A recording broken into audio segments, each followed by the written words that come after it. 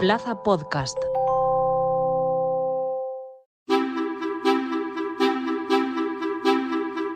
...2024 puede convertirse en el año con más casos de violencia vicaria en España de toda la serie histórica. En concreto, tras la confirmación del crimen machista, del caso de la mujer y sus 2 hijos de Barcelona, ya son 7 los niños presuntamente asesinados por su padre en 2024 y 57 desde el año 2013, cuando se empezaron a recabar estos datos. En los 4 primeros meses de este año se habría alcanzado la misma cifra que en todo 2015, 2018 y 2021, con 7 casos. Solo se supera en 2017, cuando se registraron 8 casos de menores asesinados por violencia de género. ¿Por qué están aumentando los casos? ¿Existe o no el efecto llamada? Hoy en Plaza al Día, violencia vicaria, un aumento sin precedentes.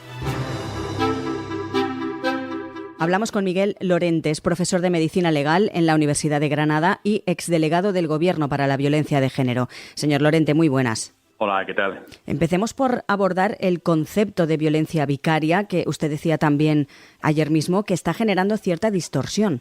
Sí, lo está haciendo porque si ya de por sí es complejo y estamos viendo cómo no termina de entenderse lo que es la violencia de género a pesar de tener una ley específica sobre ella y llevar más de 20 años hablando y divulgando su concepto, concienciando a partir del mismo, etcétera, etcétera. Cuando introducimos factores como es una denominación diferente para algo que forma parte de esta violencia, pues no deja de desorientar, ¿no? Y yo lo estoy comprobando incluso en reuniones o incluso en las aulas, como hay un porcentaje significativo de gente que piensa que es algo diferente a la violencia de género y que incluso, como hemos visto estos últimos días, la propia conceptualización genera también algún tipo de desorientación, ¿no? Porque si se conceptualiza la idea de violencia vicaria sobre esa violencia dentro del contexto de la violencia de género dirigida hacia los niños y niñas para hacerle daño a la madre, especialmente con agresiones graves o el homicidio,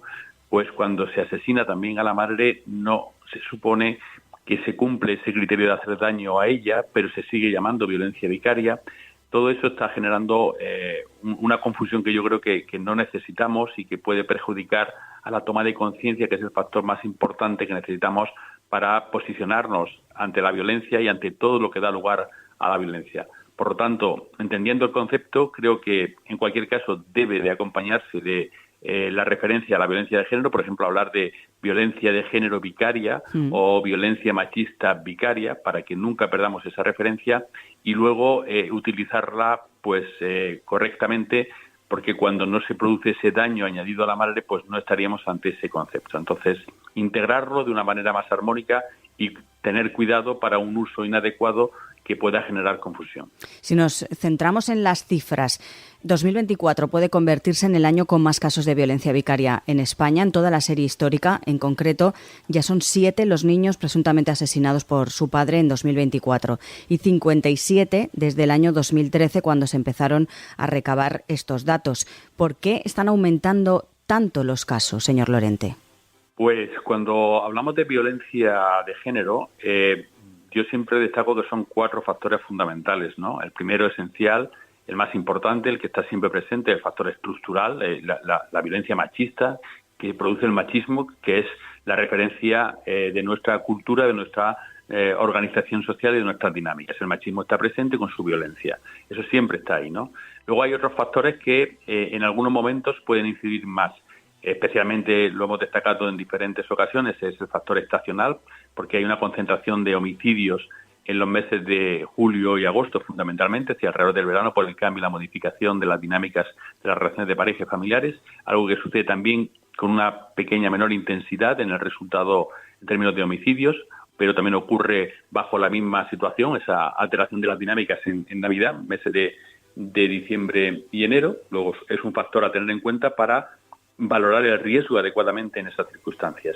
Y luego hay otros 2 factores que son importantes. Uno de ellos es el factor denominado efecto imitación, efecto llamada, que es un refuerzo, que es el aprendizaje o el refuerzo que hace un hombre que ya está pensando. No es que surja la violencia al ver un caso de violencia, sino que ya está pensando en llevar a cabo esa agresión contra su mujer o contra sus hijos o hijas, y cuando ve que otro lo ha hecho, pues él se refuerza, se afirma en esa decisión y sigue adelante. No es un factor que influya en todos los casos, no es un factor que influya siempre mucho en todos los casos que influye, sino que es un factor más que como tal tenemos que considerar como factor de riesgo.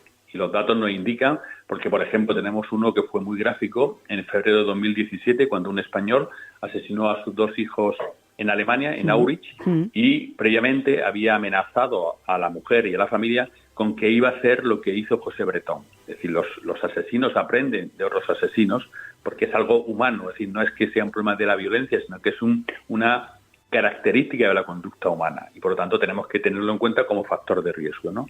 Y otro factor que está influyendo mucho, yo creo que ahora mismo, junto con la posible influencia de otros casos previos que creo que está presente en estas últimas semanas, creo que lo que más está influyendo para esta evolución tan diferente respecto a otros años es el negacionismo de la violencia de género, ¿no? Esa actitud no solo ya social, mediática, que a veces hemos visto y hemos escuchado en alguna ocasión, sino esa posición institucional desde el Congreso, desde los órganos de las comunidades autónomas, hablando de que la violencia de género no existe, haciendo que haya un 20%, como recoge el barómetro del Centro Reina Sofía, de chavales y chavalas, fundamentalmente chicos de 15 a 24 años, que piensan que la violencia de género no existe, que es un invento ideológico, viendo incluso cómo se dice desde esas posiciones que los hombres somos víctimas de todo lo que está pasando, incluso como se dice, como dijo la presidenta Díaz Ayuso, de que se está criminalizando a los hombres. Bueno, pues todo eso no solo es una manifestación aislada, sino que en el barómetro del CIS de enero se recogió en el informe que se hizo que el 44,1% de los hombres piensan que son víctimas de las políticas de igualdad. Bueno, pues ante ese clima que alimenta la situación estructural, que hace entender que lo que está ocurriendo es un ataque a los hombres que ya están en la violencia, aquellos que deciden usar la violencia para alcanzar sus objetivos, se están sintiendo legitimados para usar la violencia. Claro, es algo lógico. Imagínese que alguien que le gusta correr con el coche en carretera, le dicen que la velocidad no tiene impacto en los accidentes, que suelen ser los despistes o el mal estado de las vías o porque el coche está en condiciones inadecuadas, ¿no? Y entonces le dicen, no, puedes correr porque esto no es un problema y encima te voy a quitar los radares, voy a quitar situaciones que limiten o que te puedan multar, ¿no? Que es lo que está pasando cuando desde instituciones autonómicas, los gobiernos autonómicos están quitando en algunas comunidades gobernadas por el PP y Vox, están quitando los recursos para igualdad, están suprimiendo las consejerías de igualdad, están suprimiendo en ayuntamientos las concejalías de igualdad, están cambiando los teléfonos que eran de información sobre violencia de género para ponerlos sobre información contra la violencia intrafamiliar. Todo eso está generando confianza en el agresor, que se siente de alguna manera entendido y al mismo tiempo facilitado en su conducta, puesto que hay menos recursos para actuar contra ella, y al mismo tiempo está generando desconfianza en las víctimas y en sus entornos. Por lo tanto, lo que está pasando ahora es la consecuencia de lo que ya pasaba el año pasado. El año pasado hubo un incremento en el número de mujeres asesinadas del 14,8%. Luego, no es una cuestión individual aislada, sino que hay un clima social, general, amplio, en el que la violencia contra las mujeres está aumentando tanto en la parte material como en la parte simbólica, ¿no? En todo lo que acompaña a toda esta posición.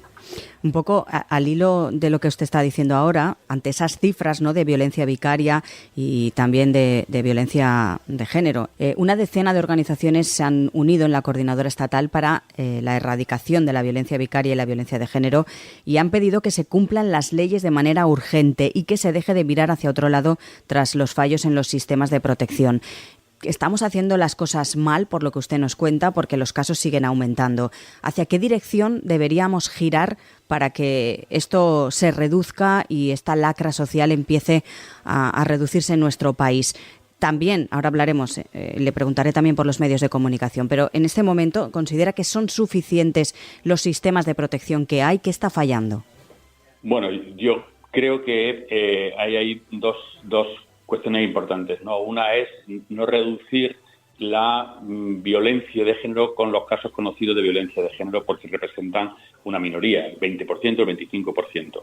La violencia de género es un problema social y tenemos que entenderlo como tal. No solo un problema social cuando es conocido a través de la denuncia, porque ese es uno de los problemas que estamos teniendo, ¿no? Ponemos el foco solo en los casos denunciados para que se pueda actuar, para que se pueda proteger a los niños o a las niñas, para que se puedan poner medidas de atención o de asistencia, de ayuda, para poder, recuperar, sacar a la mujer y a la familia de esa situación de violencia, y eso es insuficiente. Yo creo que es muy importante entender que la violencia es toda la violencia, no solo la violencia denunciada, y a partir de ahí entender que uno de los objetivos principales es reforzar la respuesta, y para reforzar la respuesta no tenemos que preguntarnos en qué falla en cada uno de los casos, porque eso es una trampa. Siempre vamos a encontrar algo para decir, este es el problema. No es verdad, el problema no ha sido ese. El problema no es el sistema, es la sociedad que tiene un sistema deficiente, no el fallo puntual del sistema. Porque entonces creemos que lo estamos haciendo bien y que tenemos la situación resuelta, cuando, como muy bien indicaba y como muy bien lleva a cabo en la reivindicación de esta plataforma, es tratar de poner de relieve que el sistema es en sí mismo deficiente, porque la sociedad machista tiene y ha desarrollado un sistema deficiente. Tenemos que seguir avanzando en el cambio social y en la exigencia social para que el sistema en sí sea mejor, sea mejorable, porque lo que no se puede hacer es tener un sistema que dice que se suspende el régimen de visitas cuando hay violencia de género, y al mismo tiempo el propio sistema dice que, no obstante, con una resolución motivada por parte del juez o la jueza, se podrá establecer ese régimen de visitas cuando hay acuerdo entre las partes, etcétera, etcétera. Entonces, el sistema, que es una sociedad desigual, donde el acuerdo entre las partes está cargado de trampas porque surge de una posición desigual, pues ahí tenemos el problema para luego no aplicarlo adecuadamente. Luego, la respuesta en términos de protección y de atención fundamental, pero la otra parte, para mí esencial, es la prevención con todas las medidas de concienciación y educación, y la detección, es decir, detectar los casos existentes allí donde están las mujeres, que es fundamentalmente en el ámbito sanitario, que acuden un 20% más como consecuencia del impacto que tiene en la salud esta situación de violencia, según recoge incluso los estudios de la propia OMS. Le hacía yo referencia a los medios de comunicación. Es un tema complicado y también me gustaría saber su opinión. ¿Los medios lo están haciendo bien, mal o regular? Pues yo creo que el tema es sencillo, es simple. Es como si nos preguntamos si la medicina lo está haciendo bien, si la justicia lo está haciendo bien, o cualquier otro cuerpo profesional ante la violencia de género. Ninguno lo está haciendo bien, del todo, nadie lo está haciendo bien. Hay gente que lo hace muy bien y hay gente que lo hace muy mal, pero si analizamos el papel de los medios, el papel de la medicina, el papel de la justicia, el papel de la policía, no lo estamos haciendo bien, porque el sistema no tiene las condiciones ni los elementos para que se haga bien. Entonces, el papel de los medios es fundamental, es la única forma de hacer llegar a la sociedad lo que está sucediendo para que la sociedad se posicione, y por lo tanto es muy importante cómo se transmite lo que está sucediendo para que la sociedad se posicione en un sentido o en otro. Entonces, el primer problema es que hablamos de violencia de género cuando asesinan a alguien, a una mujer, a un niño o a una niña, mientras no se suele hablar de violencia de género en los medios. ¿Y qué pasa con esta situación? Pues que se está reforzando el mito que existe, que ya existe un mito cultural que explica la violencia de género perfectamente sin necesidad de hacer ningún estudio de análisis, y es que esta violencia se produce como consecuencia de hombres que actúan bajo los efectos del alcohol, las drogas o algún trastorno mental. Luego, si no se habla nunca de violencia, no se habla de la violencia no mortal, de toda la estrategia de control, de dominio, toda la cosificación, todo el aislamiento que sufren las mujeres como consecuencia de estos maltratadores, toda esta minimización, banalización, justificación que se hace a través del negacionismo, si no se habla de eso y de pronto hablamos de un homicidio, de repente lo primero que le viene a la gente es que estaba loco, estaba borracho o estaba drogado. Porque de no existir nada a existir una situación tan terrible como es el homicidio, pues lo más directo, el cortocircuito, es a favor de los mitos que ya existen. Que no es que tengamos que crear un mito o una explicación, sino que ya existe ese mito. Y luego, muy importante, el abordaje dirigido fundamentalmente a la crítica hacia el agresor y hacia la responsabilidad del agresor. No es una mujer es asesinada, sino un hombre asesina.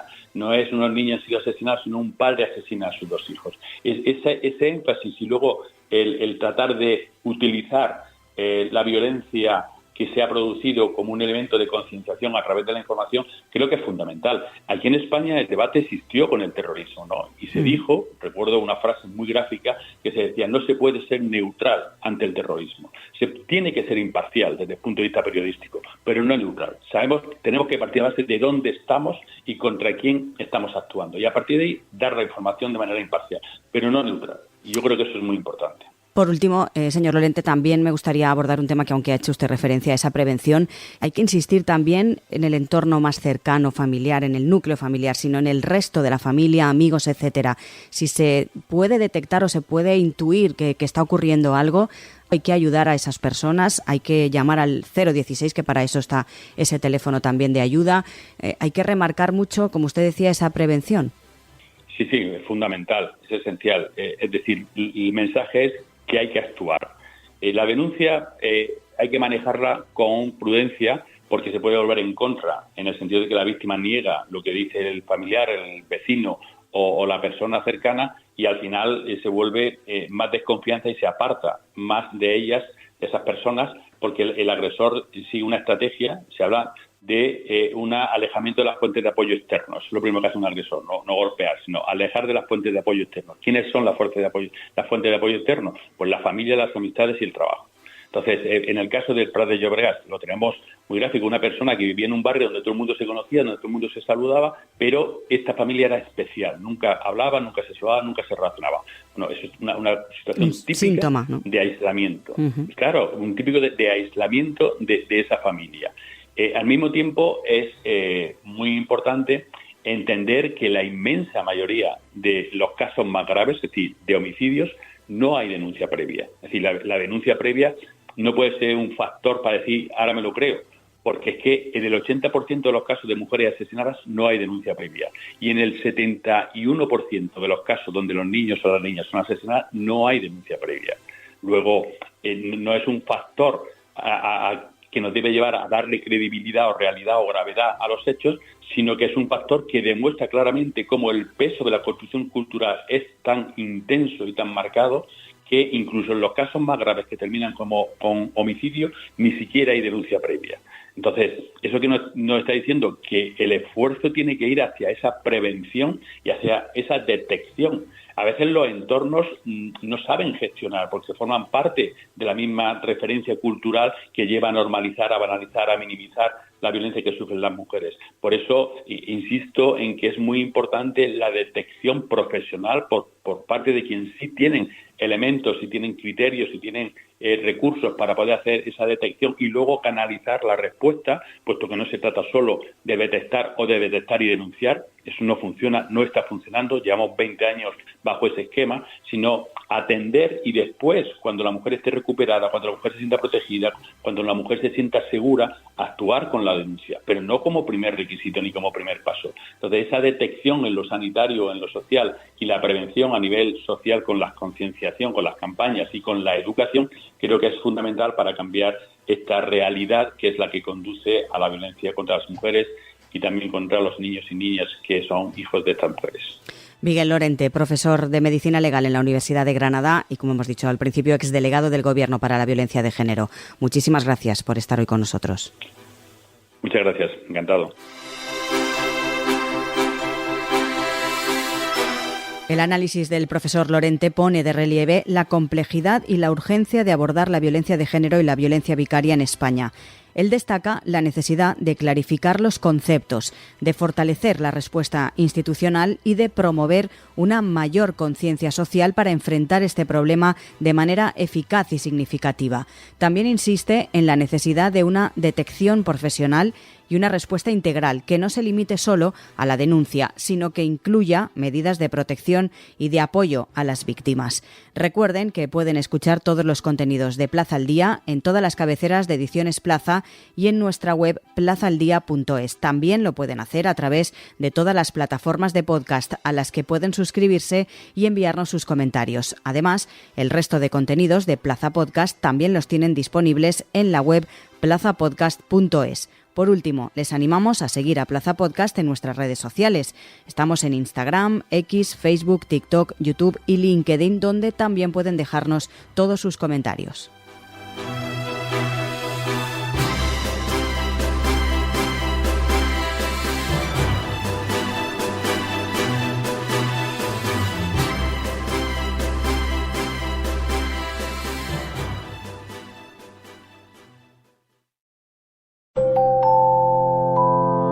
Plaza Podcast.